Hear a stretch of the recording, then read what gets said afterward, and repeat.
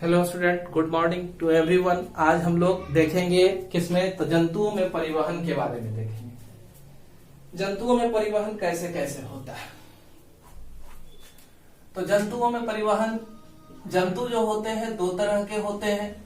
तो एक तो जंतु जो है जंतुओं में परिवहन के लिए परिसंचरण तंत्र पाया जाता है। परिसंचरण तंत्र पाया जाता है। इसी तंत्र के माध्यम से जंतुओं में क्या होता है, परिवहन होता है। तो यहाँ पर परिवहन के लिए जैसे कि कुछ जीव जो होते हैं वह खुला परिवहन तंत्र को रखते हैं, कुछ जीव जो होते हैं बंद परिवहन तंत्र को रखते हैं। खुला परिवहन तंत्र का अर्थ है ऐसे जीव जिसमें किसी भी तरह की रक्त वाहिनी नहीं होती है ना। वैसे जीव जिसमें किसी भी तरह की रक्त वाहिनी नहीं होती है, शरीर में रक्त जो है वह शरीर गुहा के अंदर बहता है, तो उसे ही कहा जाता है खुला परिवहन तंत्र। और बंद परिवहन तंत्र में हम लोगों में है ना धमनी, सिरा, रक्त के शिकाएं पाई जाती है और उसके अंदर ही क्या होता है, रक्त का परिवहन होता है। और उसी के द्वारा, इस परिवहन के द्वारा हमारे शरीर में पोषक तत्व, गैस है ना और उत्सर्जी पदार्थों को इधर से उधर पहुंचाया जाता है। तो यह हमारे शरीर में परिवहन तंत्र की आवश्यकता है। इस वजह से हमारे शरीर में परिवहन तंत्र पाया जाता है। तो हम लोगों को देखता है विकसित जंतुओं में परिवहन तंत्र और वह मनुष्य में रक्त परिसंचरण तंत्र को देखता है। रक्त परिसंचरण तंत्र, तो मनुष्य में परिवहन के लिए दो तीन तरह के चीज पाए जाते हैं। एक तो लसिका पाए जाते हैं और दूसरा रक्त पाया जाता है। लसिका रंगहीन होता है, उत्तक के द्वारा इसका निर्माण किया जाता है ना। लसिका कैसा होता है, रंगहीन होता है और इसका निर्माण उत्तकों के द्वारा किया जाता है। इस वजह से उत्तक द्रव्य भी इसे कहते हैं। तो लसिका के द्वारा अगर परिवहन होता है ना, तो उसको लिम्फेटिक सिस्टम कहते हैं। वह हमारे रक्त परिवहन तंत्र से अलग होता है। रक्त परिवहन तंत्र में हमारा रक्त, ब्लड है ना, धमनी, सिरा, रक्त के शिकाएं होती है और एक हृदय होता है जो कि शरीर में रक्त को पंप करने का काम करता है, धक्का देने का काम करता है। तो हम जानते हैं कि रक्त को पहले देखें तो रक्त जो हमारे शरीर में है, यह 5 ml रक्त को हम एक बर्तन में ले लेते हैं। कुछ समय तक अगर इसे छोड़ दिया जाता है तो यह रक्त हमारा जम जाता है। ऊपर पानी जैसा कोई पीला रंग का चीज तैरते रहता है, इसे प्लाज्मा कहते हैं। और निचला हिस्सा जो है वह कोशिका होता है। निचला हिस्सा में क्या होता है, कोशिका होता है। इसमें 3 तरह की कोशिकाएं होती है, लाल, श्वेत और पट्टिकानु, है ना। लाल, श्वेत और पट्टिकानु 3 तरह की कोशिकाएं हमारे रक्त में होती है। रक्त को हम लोग बाद में पढ़ेंगे, है ना, या 9 क्लास में इसके बारे में हम लोगों ने पढ़ा था। अब विस्तार से बस इतना ही देखना है कि लाल रक्त कोशिका का जो है लाल होता है, इसकी संख्या अधिक होती है। यह 5 से 6 लाख के आसपास पर क्यूबिक मिलियन में पाया जाता है और यह हमारे शरीर में ऑक्सीजन और कार्बन डाइऑक्साइड के परिवहन में मदद करती है। लाल रक्त कोशिका, आरबीसी है ना, रेड ब्लड कार्पसल्स कहते हैं इसको। इसमें केंद्रक अनुपस्थित होता है। श्वेत रक्त कोशिकाएं जो होती है वह 5 से 11,000 पर क्यूबिक mm की संख्या में होती है, काफी कम। पट्टिकानु लगभग 1.5 लाख से 3 लाख पर क्यूबिक mm में इसकी संख्या पाई जाती है। और श्वेत रक्त कोशिकाएं हमारे शरीर की सुरक्षा प्रणाली को मजबूत करती है। इसमें न्यूट्रोफिल होता है जो कि फैगोसाइटिक नेचर का होता है, जर्म्स को खाने का काम करता है। बैसोफिल है ना, यह सेरोटोनिन, हिस्टामिन है ना और हेपैरिन नामक रसायन का स्राव करता है। हेपैरिन रक्त को शरीर के अंदर जमने से रोकता है। हिस्टामिन और सेरोटोनिन हमारी सुरक्षा प्रणाली, प्रतिरक्षा प्रणाली को मजबूत करती है, संक्रमण से हमें बचाती है। तीसरा है लिम्फोसाइट, इसका एक खास जो कि हमारे शरीर में एक रसायन एंटीबॉडी का निर्माण करता है, जो हजारों प्रकार के होते हैं। यह एंटीबॉडी हमें विभिन्न तरह की बीमारियों से लड़ने में मदद करते हैं। इस एंटीबॉडी के वजह से हम बीमारियों से बचते हैं, है ना। इससे हम क्या करते हैं, बीमारियों से बचते हैं।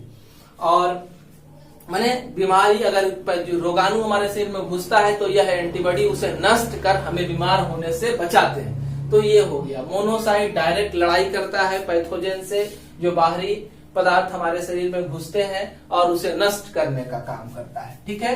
तो पट्टिकाणु जो है हमारे शरीर में क्या करता है, तो जब भी कभी कट छट जाता है, अनियमित आकार का ये होता है, और जब भी कहीं कट फट जाता है तो क्या करता है कि खून को जमाने में मदद करता है, साथ में हमारी सुरक्षा प्रणाली को मजबूत करता है, प्रतिरक्षा प्रणाली को मजबूत करता है, रोगों से लड़ने में हमें मदद करता है। अब हम लोगों को देखना है मानव हृदय को। मानव हृदय जो है वह कहाँ होता है, तो मानव हृदय इस तरह की रचना है जो हमारे हृदय में, हमारे वक्ष गुहा में दोनों फेफड़े के बीच में अवस्थित होता है। एक कार्डियक नौच होता है, वहां यह हृदय अवस्थित होता है ना। हृदय के चारों तरफ एक, पहले तो आपका वक्ष गुहा का हड्डी का आवरण सुरक्षा प्रदान करता है, उसके बाद जो है इसके ऊपर एक मेम्ब्रेन की कवर होती है जिसको पेरिकार्डियम कहा जाता है। जिसको क्या कहते हैं, पेरिकार्डियम कहा जाता है। ठीक है। इस सुरक्षात्मक आवरण को क्या कहा जाता है, पेरिकार्डियम कहा जाता है। यह भी 3 लेयर का होता है। इसको एपिकार्डियम, मायोकार्डियम और इंडोकार्डियम कहा जाता है। इंडोकार्डियम, इसके लेयर के बीच में एक द्रव्य भरा होता है जिसे पेरिकार्डियल फ्लूइड कहा जाता है, जो घर्षण से बचाता है, हमारे हृदय को छोटे मोटे आघात से सुरक्षा प्रदान करने का काम करता है। अब इस हृदय का वो देखे ध्यान से, नामांकित चित्र देखें, इसका कैसे ड्रॉ करेंगे इसे देखें। यह हृदय का काट है, हृदय को काट करके लिया गया है। हमारे हृदय में 4 चैम्बर होते हैं, है ना। ऊपर जो है अलिंद है, यह जो है बायां अलिंद है, बायां अलिंद है। यह जो है बायां निलय, यह है दायां निलय, यह बायां निलय, बायां अलिंद है। इस तरह से हमारा हृदय 4 चैम्बर में बटा होता है। हृदय में इस तरह से एक वॉल्व होता है जिसको द्विवलनीय कपाट कहते हैं। द्विवलनीय कपाट, और इसे कहते हैं त्रिवलनीय कपाट। त्रिवलनीय कपाट, वॉल्व है, ढक्कन है ना। इसके अलावा यहाँ पर आधे चांद के आकार के भी कपाट पाए जाते हैं जिसको अर्धचंद्राकार कपाट कहा जाता है। अर्धचंद्राकार कपाट कहा जाता है। ठीक है। उसके बाद जो है यह बायां अलिंद, दायां अलिंद, यहाँ पर दीवाल है जिसको इस दोनों के बीच में दीवाल है, फिर यहाँ पर दीवाल है और एक यहाँ दीवाल है। अलिंद, इसको अलिंद निलय दीवार कहते हैं, है ना। अंतर अलिंद दीवार कहते हैं, अंतर निलय दीवार कहते हैं, है ना। इस तरह से यह बटा हुआ है। हृदय एक खास मांसपेशी से बना होता है जिसको कार्डियक मांसपेशी कहते हैं। इसके अलावा हृदय में ढेर तरह की रक्त नलियों का जाल होता है। इस रक्त नलियों को पहचाने और इसके कार्य को समझना है। इसी से हृदय के काम को हम लोग समझ जाएंगे, क्या कार्य करता है हृदय, इसी से देखना है। याद रखना है कि हृदय के बाएं भाग में शुद्ध रक्त बहता है और बाएं भाग में अशुद्ध रक्त। शुद्ध रक्त का अर्थ है कि वैसा रक्त जिसमें ऑक्सीजन की मात्रा है, ऑक्सीजनेटेड रक्त है, और अशुद्ध का मतलब है जिसमें कार्बन डाइऑक्साइड मिला हुआ है, वैसा रक्त है। तो हमारा दायां बायां भाग जो है उसमें शुद्ध रक्त बहता है। इसको कहा जाता है महाधमनी, है ना। इसको कहा जाता है महाधमनी, एवोर्टा कहते हैं, है ना।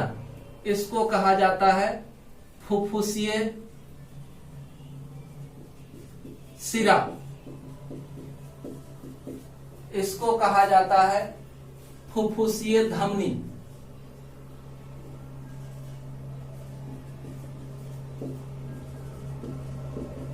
फुफ्फुसीय धमनी, इसको कहा जाता है महाशिरा, है ना, इसे कहा जाता है महाशिरा। याद रखेंगे, धमनी में शुद्ध रक्त ऑक्सीजन युक्त रक्त बहता है, शिरा में कार्बन डाइऑक्साइड युक्त रक्त बहता है। यहाँ पर एक अपवाद है, फुफ्फुसीय शिरा जो है अपवाद है और फुफ्फुसीय धमनी यहाँ पर उल्टा होता है। शिरा में अशुद्ध रक्त बहता है लेकिन यहाँ शिरा में शुद्ध रक्त बहता है, यहाँ पर शिरा में अशुद्ध रक्त बहता है। तो ये है एक अपवाद है। अब देखें कि यह जो है जुड़ा हुआ होता है हमारे फेफड़े से। फेफड़े से ऑक्सीजन युक्त हवा जो है हृदय के बाएं भाग में पहुंचती है, फिर इसको भेज दिया जाता है कहाँ, हमारे पूरे शरीर में, है ना, ऑक्सीजन युक्त रक्त को पूरे शरीर में वितरण कर दिया जाता है जिससे कि सभी भागों को ऑक्सीजन मिल जाए। ऑक्सीजन की उपलब्धि के कारण हमारे ऊतक, हमारे अंग जो है ग्लूकोज को तोड़े और ग्लूकोज को तोड़ करके उससे ऊर्जा का निर्माण कर सके। इसलिए ऑक्सीजन की उपलब्धता हमारे शरीर के विभिन्न भागों में अति आवश्यक है।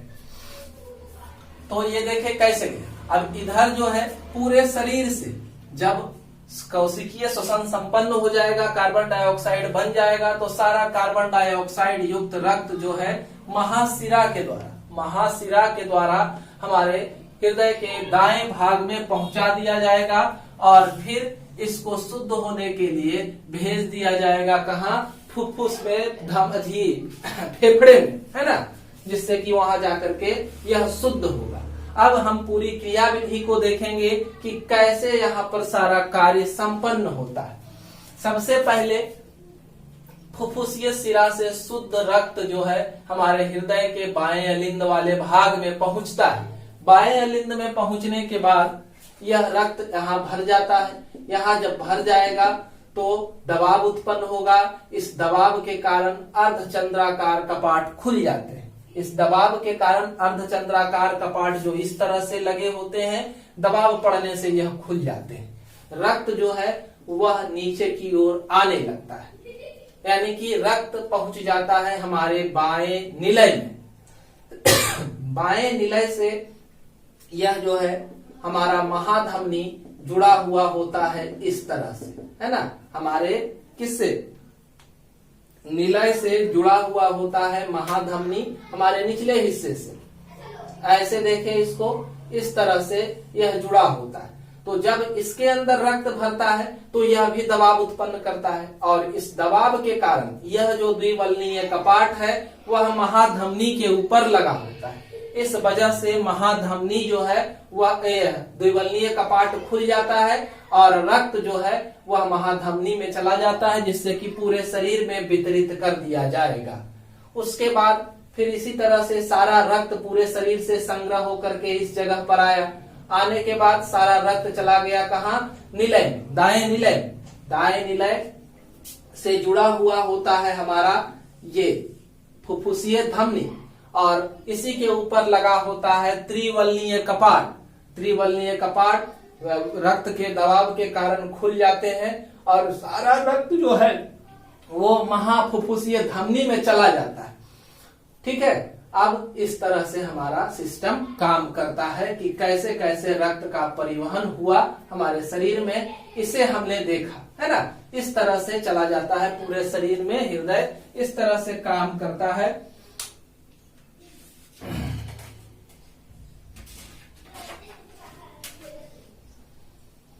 तो हृदय जब रक्त यहाँ आता है तो यह क्या हो जाएगा, फैल जाएगा। जब रक्त इसमें आएगा तो यह क्या हो जाएगा, फैल जाएगा, है ना।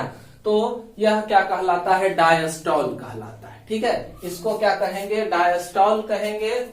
इसको क्या कहा जाएगा, शिथिलन कहा जाएगा, शिथिलन कहा जाएगा, डायस्टॉल कहा जाएगा। उसी तरह से जब इससे रक्त निकलेगा इधर आएगा तो यह सिकुड़ जाएगा, तो इसको सिस्टोल, सिकुड़न कहा जाएगा, है ना। तो इस तरह से सारे चैम्बर में शिथिलन और संकुचन और शिथिलन होते रहता है, सिस्टोल और डायस्टोल होते रहता है। एक सिस्टोल और एक डायस्टोल मिला करके एक हृदय की धड़कन बनाते हैं। हमारा हृदय 1 मिनट में लगभग 72 से 75 बार धड़कता है, यानी कि हमारा हृदय में 1 मिनट में 72 से 75 बार हृदय क्या में पंप होते रहता है ब्लड, है ना। इतने स्पीड से यह काम करता है और सारे शरीर में ऑक्सीजन की आपूर्ति को बनाए रखने में मदद करता है। ठीक है। तो यहाँ पर कुछ और चीजें हैं, जैसे हमारे इस परिवहन को डबल सर्कुलेशन कहा जाता है। डबल सर्कुलेशन इसलिए कहा जाता है कि इधर से लेकर के हृदय, फेफड़े से हृदय में जो रक्त आ रहा है उसको बाकी हिस्से से कोई लेना देना नहीं है, तो उसको पल्मोनरी सर्कुलेशन कहा जाता है। अब यहाँ से जो रक्त आया पूरे शरीर में जाएगा, पूरे शरीर से यहाँ तक, फिर वापस यहाँ आया, हृदय में आया, तो इतने देर के सर्कुलेशन को सिस्टेमिक सर्कुलेशन कहा जाता है ना। तो कह सकते हैं पल्मोनरी सर्कुलेशन में, फुफ्फुसीय सर्कुलेशन में, संचरण में क्या है, तो रक्त जो है फेफड़े से हृदय में और हृदय से फेफड़े में, है ना, फेफड़े से हृदय में और हृदय से फेफड़े में। जबकि सिस्टेमिक सर्कुलेशन में हृदय से पूरे शरीर में, पूरे शरीर से हृदय में, इतना सर्कुलेशन होता है हमारा इसमें, है ना। इस तरह से और भी वीडियो आपको मिलते रहेंगे, हिंदी मीडियम में, इंग्लिश मीडियम में, जिसमें चाहिए। आप हमारे चैनल को सब्सक्राइब करें और हमसे जुड़े रहें।